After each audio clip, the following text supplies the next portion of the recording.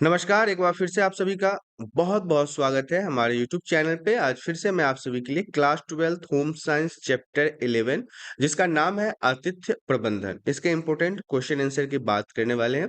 Already हमने 1 से लेके 10 तक के सारे वीडियोस कंप्लीट कर लिए, सभी का प्लेलिस्ट आ चुका है, आपके एग्जाम के लिए काफ़ी महत्वपूर्ण है। तो आइए शुरुआत करते हैं आतिथ्य प्रबंधन जो क्लास 12th गृह विज्ञान और ये चैप्टर नंबर 11 है, इसके सबसे महत्वपूर्ण प्रश्नों से। सबसे पहला प्रश्न हमारा कहता है होटल में प्रमुख कार्यालय का क्या महत्व होता है। प्रमुख कार्यालय का महत्व के बारे में जान लेते हैं। सबसे पहला पॉइंट है अतिथि और स्टाफ के पारस्परिक अंतःक्रिया का स्थल। प्रमुख कार्यालय होटल का वह क्षेत्र होता है जहां अतिथि का आवागमन होता है और उनकी पहली बार आतिथ्य उपयोग के लिए स्टाफ से संपर्क होता है। अतिथि और संगठन के बीच अच्छे संबंध विकसित करने तथा संगठन की अच्छी छवि बनाने के लिए अतिथि और स्टाफ के बीच पारस्परिक संपर्क संपर्क जो होता है वो अंतःक्रिया जो होता है वो अत्यंत महत्वपूर्ण माना जाता है। तो ये हमारे कार्यालय का सबसे पहला स्टेप था। दूसरा इसी में हमारा है होटल का केंद्र बिंदु। प्रमुख कार्यालय होटल का केंद्र बिंदु होता है क्योंकि इसका स्टाफ होटलों के महत्वपूर्ण सेवाएं देता है। प्रमुख कार्यालय के स्टाफ द्वारा दी जाने वाली सेवाओं में अतिथियों का स्वागत करना, उनसे मिलना, उनका अभिवादन करना, कमरे का आरक्षण का उपलब्धता की स्थिति को व्यवस्थित करना, अतिथियों के कमरों के आवंटन का पंजीकृत करना, चेक इन करना, चेकआउट के समय विवरण और रिकॉर्ड रखना, कुलियों की सेवा प्रदान करना, अतिथियों को कमरे की चाबी सौंपना, ग्राहकों को अन्य अतिथि सेवाओं में समन्वय तालमेल संबंधी सूचना, ये सारी चीजें जो है इसके अलावा बिल का बनाना और बिल भुगतान कराना भी शामिल होता है।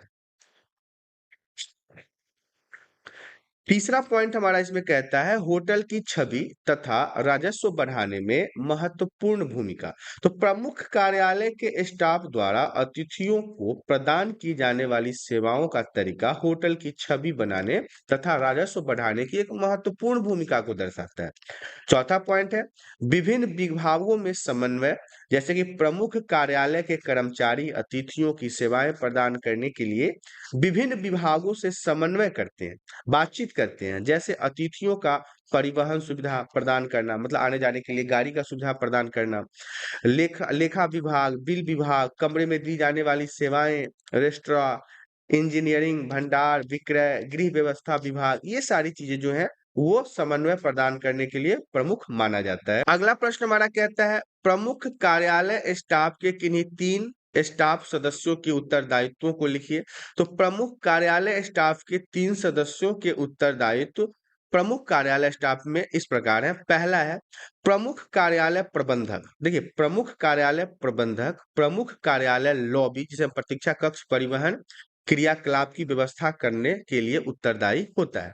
चूंकि सभी होटल में 24 घंटे काम करते हैं इसलिए प्रमुख कार्यालय प्रबंधक के अन्य उत्तरदायित्व हैं पालियों में आने वाले स्टाफ के आवर्तन, ड्यूटी की सारणी बनाना, दिन में आगमन की जांच करना, अति विशिष्ट व्यक्तियों के आगमन में स्वागत करना, गृह व्यवस्था तथा अन्य विभागों में समन्वय करना इत्यादि प्रमुख कार्यालय स्टाफ के अंदर आता है।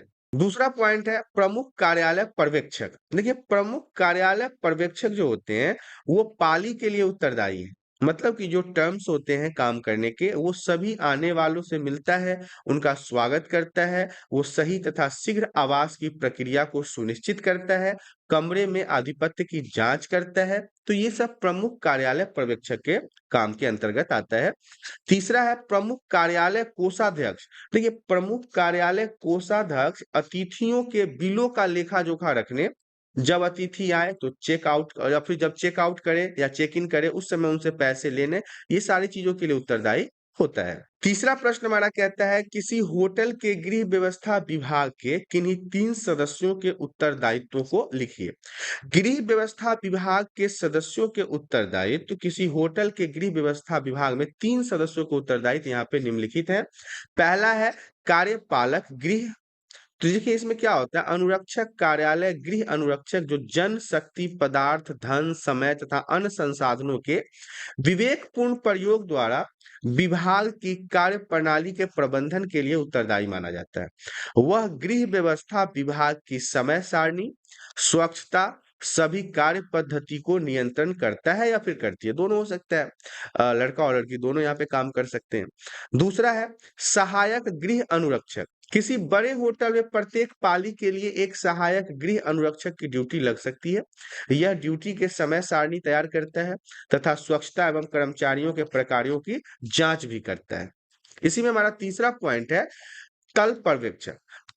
प्रत्येक तल के लिए एक पर्यवेक्षक होता है जो अतिथियों के कमरों, गलियारों, सीढ़ियों, रसोई भंडार की स्वच्छता तथा रख रखाव के लिए उत्तरदायी होता है। अगला प्रश्न हमारा कहता है रेस्तरां तथा रसोई घर के अर्थ तथा कार्य प्रणाली को समझाइए। तो हम सबसे पहले रेस्तरां के अर्थ के बारे में जान लेते हैं।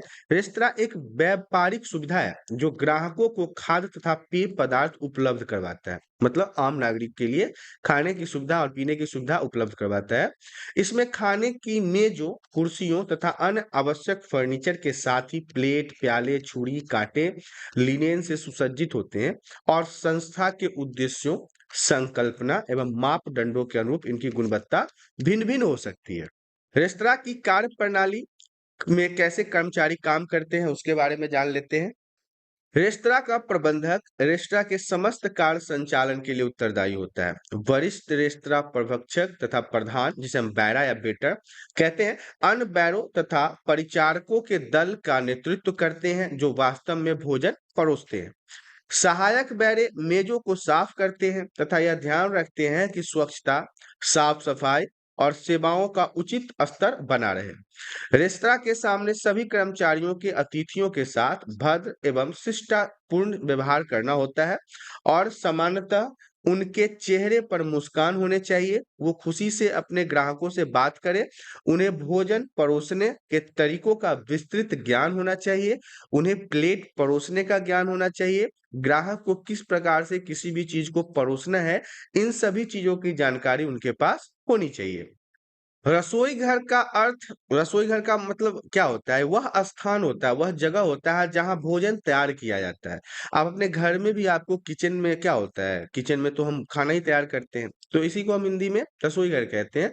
बड़े होटलों में भोजन तैयार करने भिन्न पक्ष जैसे कि बूचड़खाना, बेकरी, मिष्ठान भंडार, सब्जियाँ तैयार करना, सूप विभाग, पेंट्री, चूल्हे आदि स्वतंत्र अनुभाग हो सकते हैं। छोटे होटलों में ये सभी अनुभाग रसोई घर से जुड़े होते हैं, लेकिन बड़े होटलों में क्या होता है, नॉन-वेज का पाली अलग होता है, वेज का अलग होता है, पनीर का अलग होता है, सूप का अलग होता है। तो ये सारी चीज़ें अलग-अलग ही कार्यों में काम करते हैं। अगला पॉइंट इसी में है हमारा रसोई घर की कार्यप्रणाली। तो विविध कर्मचारी बड़े-बड़े संस्थानों में रसोई घर में बहुत से कर्मचारी हो सकते हैं, बड़े-बड़े होटलों में बहुत सारे कर्मचारी होते ही हैं। इसमें कार्यपालक रसोइया, रसोइये का प्रमुख होता है, जो रसोई घर के क्रियाकलाप की योजना बनाने, व्यवस्था करने, नियंत्रण करने के लिए उत्तरदायी होता है। रसोई घर का दूसरा प्रमुख कर्मचारी उप रसोइया होता है। अब रसोई घर का जो कुछ अनुभाग है जिसमें पर्यवेक्षक करना, जाँच करना, जिन्हें शेफ डे पार्टी कहा जाता है, इसके अतिरिक्त अनेक रसोइये होते हैं जो खाने की समान वस्तुएँ बनाते हैं। अब देखिए कुछ होता है पर्यवेक्षक जो जाँच वगैरह करता है, कुछ होता है जो रसोई घर में सारे सामानों को उपलब्ध करवाता है और भी बहुत सारे ऐसे रसोइये होते हैं जो खाना बनाने का काम करते हैं। अगला प्रश्न हमारा कहता है किसी होटल में विभिन्न प्रकार की कौन-सी भोजन सेवाएँ होते हैं लिखिए। तो देखिए होटल ग्राहकों को विभिन्न प्रकार के भोजन तथा पेय पदार्थ परोसा जाता है। वह शाकाहारी तथा मांसाहारी दोनों प्रकार के भोजन परोसने वाले हो सकते हैं।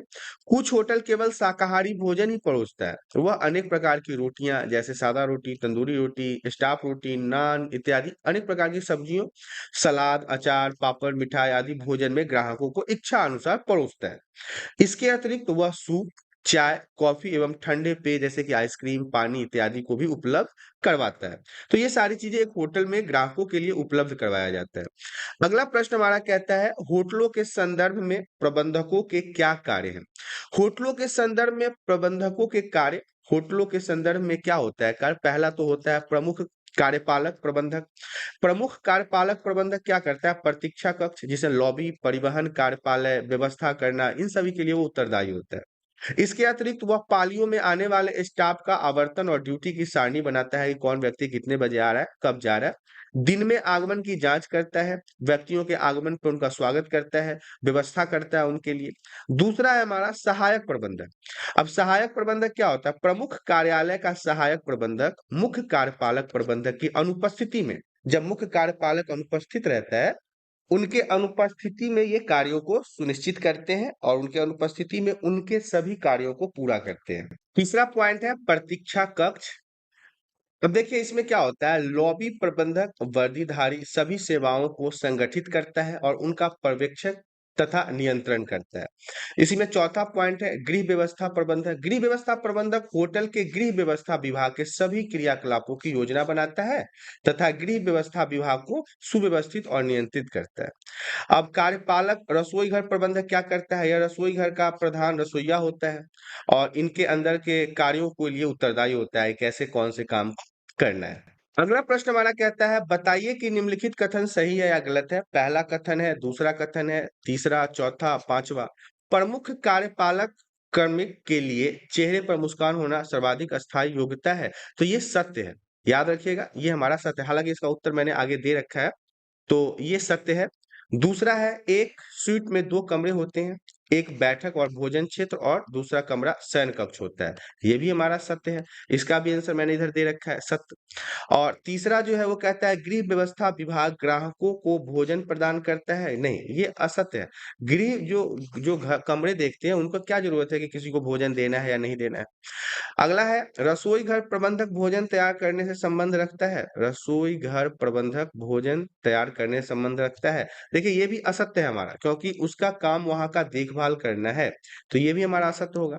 नियंत्रण करना एक सुनिश्चित करने का कार्य है कि योजना तथा उद्देश्य समय सारणी तथा आवंटित बजट के अनुरूप है। ये भी हमारा सत्य है। तो हमारा इसमें 3 सत्य है और 2 असत्य है।